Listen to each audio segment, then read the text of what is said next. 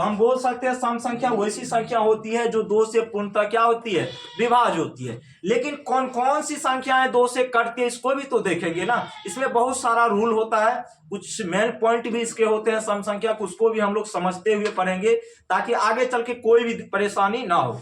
तो सबसे पहला जिसमें याद रखना है वैसा संख्या जो दो से क्या हो, पूर्णतः विभाज्य हो। या दूसरा डिफिनेशन आप ये भी दे सकते हैं, जिस संख्या में दो से भाग देने पर शेषफल शून्य बचता हो।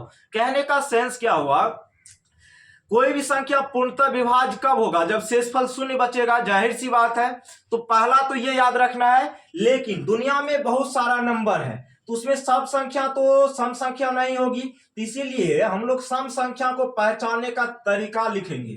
सम संख्या को हम लोग कैसे पहचानेंगे, सम संख्या पहचानने का नियम, सम संख्या पहचानने का नियम, ठीक है, identification rule of even number. Okay, तो सम संख्या को हम लोग कैसे पहचानेंगे, इंग्लिश जिसको लिखना है लिख सकते हैं, identification rule of even number, ठीक है। तो सम संख्या पहचानने का सबसे सरल तरीका होता है, किसी भी नंबर्स का अगर लास्ट अंक मतलब लास्ट डिजिट 0 होगा, 2 होगा, 4 होगा, 6 होगा या 8 होगा तो वो संख्या क्या कहलाएगी, सम संख्या कहलाएगी। साथ ही साथ जैसे ही ये सम संख्या हो जाएगी तो ये संख्या तो दो से अवश्य कटेगी, जाहिर सी बात है।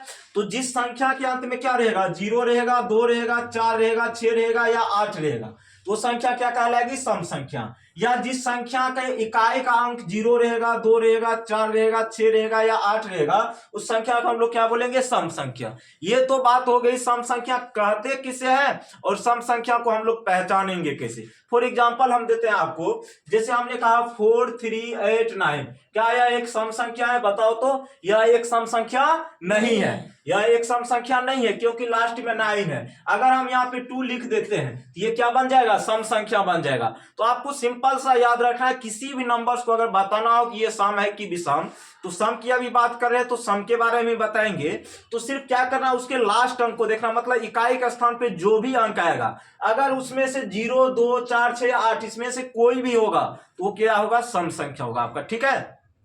लेकिन याद रखेंगे सम संख्या जो होती है कहां से स्टार्ट होती है इसको भी हम लोग पढ़ेंगे। सबसे छोटी सम संख्या क्या होती है, बहुत सारा गुण होता है इसका, ठीक है। आज की क्लास जो है ना बहुत इंपॉर्टेंट होने वाली है, आपको पता चल जाएगा कि सम संख्या में कितना पॉइंट होता है और हम लोग कितना पहले जानते थे। क्योंकि एजुकेशन माफिया सबको हम वैसे नहीं रेलते हैं, बच्चा के साथ सलाह सभी सब खिलवाड़ करता है एक नंबर में। सबसे पहली बात अभी आपको पता चल जाए, आपको लग रहा होगा ना हम झूठ बोल रहे हैं, अभी प्रमाण करके अभी बताते हैं, ठीक है। देखिए हम सभी जानते हैं वैसी संख्या जो 2 से कटती है, जैसे 2 हो गया, 4 हो गया, 6 हो गया, 8 हो गया, 10 हो गया, सो एंड सो कहां तक रे, इन्फिनाइट तक, कोई दिक्कत। अब यहाँ पे हम लोग फोकस क्या करेंगे, देखो अब कहेगा एक काहे ने सम संख्या हो सकता था, नहीं होगा, कदापि नहीं, क्योंकि एक कभी भी 2 से पूर्णतः नहीं कटती है, कोई दिक्कत। अब देखिए तो हमने ये भी आपको बताया था जहां से कोई भी नंबर चलना प्रारंभ करती है उसको हम लोग क्या बोलते हैं, स्मॉलेस्ट। क्या बोलते हैं बउआ, स्मॉलेस्ट मतलब क्या होता है, सबसे छोटी। क्या होता है, सबसे छोटी। और जहां पे कोई भी नंबर अंत होती है उसको हम लोग क्या बोलते हैं, सबसे बड़ी, मतलब लार्जेस्ट। क्या इसको बोलेंगे लार्जेस्ट। लार्जेस्ट मतलब सबसे बड़ी। क्या बोलेंगे, सबसे बड़ी, सबसे बड़ी। तो 2 4 6 8 10 सो एंड सो कहां तक, इन्फिनाइट तक। तो सम संख्या कहां से स्टार्ट हो रही है, 2 से। तो सबसे छोटी सम संख्या क्या हो जाएगी, 2 हो जाएगी। और अंत कहां पे हो रही है, इन्फिनाइट पे। तो सबसे बड़ी सम संख्या क्या होगी, अनंत हो जाएगी। कोई दिक्कत, अरे बोलो हाँ या ना। अब इसके बाद भी कुछ रूल बचता है, इसके बाद भी क्या होता है, कुछ रूल होता है, उसको अब हम लोग समझेंगे, ठीक है। अगर डीपली में अगर आप सम संख्या को पढ़ेंगे ना तो बहुत सारा कॉन्सेप्ट निकल के आता है, ठीक है। अभी देखिएगा, जैसे हमने कहा सम संख्या 2 होती है, 4 होती है, 6 होती है, 8 होती है, 10 होती है, सो एंड सो कहां तक, इन्फिनाइट तक। कहां तक, इन्फिनाइट तक। ओके, तो सम संख्या भैया जी कहां से स्टार्ट हो रहा है, 2 से।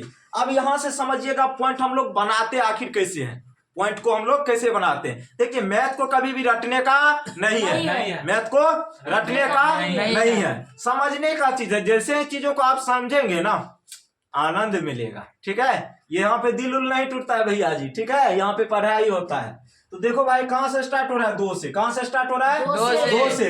तो सबसे छोटी सम संख्या 2 हो गया और सबसे बड़ी सम संख्या अनंत। कोई दिक्कत, एनी प्रॉब्लम, एनी कास्ट। अब देखो अब जो पॉइंट यहां से निकलेगा ना भैया आराम से समझना। अब हम अंतर की बात करते हैं, 2 क्रमागत सॉरी दो क्रमागत सम संख्या के अंतर की बात करेंगे। तो दो क्रमागत या लगातार सम संख्या क्या होगा, जैसे 2 है, 2 के बाद 4, तो ये दोनों क्या हो गया, क्रमागत हो गया। क्या हो गया, अब 2 के बाद हम 6 ले लेंगे तो ये क्रमागत नहीं होगा।